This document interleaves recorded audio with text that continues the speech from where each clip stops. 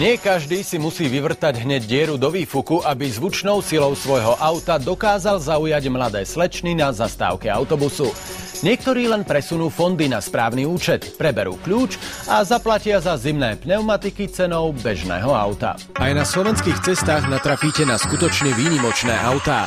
Tie najexkluzívnejšie sú zase odparkované v súkromných garážach a ich majitelia sa z nich tešia na ceste len vo výnimočných chvíľach.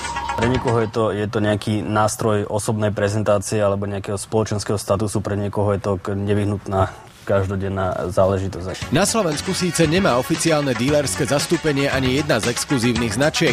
Prostredníctvom sprostredkovateľa si však šperk na 4 kolesách dokážete zakúpiť aj na domácej pôde.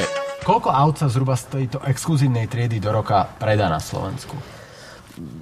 Približne 50 aut. A v čom sú exkluzívne značky odlišné od tých bežných? V prvom rade ich odlišuje prakticky tá ručná výroba alebo ručná kompletizácia, ktorá je špecifická pre ten segment. Je to doslova malosériová výroba, ktorá ich odlišuje. To je ten taký ako podstatný alebo základný znak. A potom je to kvalita spracovania, doplnky, ponúkané prvky výbavy. Autá s cenou bohato presahujúcou 100 000 eur ponúkajú svojmu klientovi aj neobvyklé vychytávky. Automatické dotváranie dverí, automatické dotváranie veka batožinového priestoru, regulácia svetlej výšky vozidla, nočné videnie, zábavný systém pre zadných cestujúcich. Niekedy však požiadavka klienta dokáže predčiť všetky zaužívané predstavy. Mali sme jeden mimoriadne špecifický prípad, kedy klient mal požiadavku doslova netradičnú, a to síce čalnenie interiéru z predkošky veľrybieho penisu. Vozidlo v súčasnej dobe je vo výrobe, bolo to možné.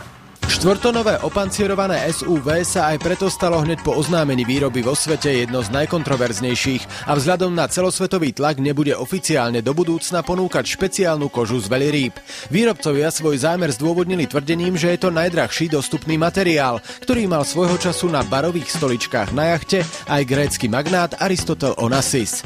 A aký je vo všeobecnosti zákazník exkluzívnych aut na Slovensku? Spravidlo je to mimoriadne špecifický klient, ktorý kladie mimoriadne vysoké nároky na detaily, by som povedal. Z času na čo sa stane, že klient povie, auto beriem bez ohľadu na to, aby sa vôbec zaujímalo o výbavu alebo teda konkrétne vozidlo. Platí to napríklad pre Aston Martin, ktorý preslávil agent jej veličenstva James Bond v snímke Casino Royale a na Slovensku ho má hneď niekoľko majiteľov. Jeho cena sa pohybuje v okolí 250 000 eur.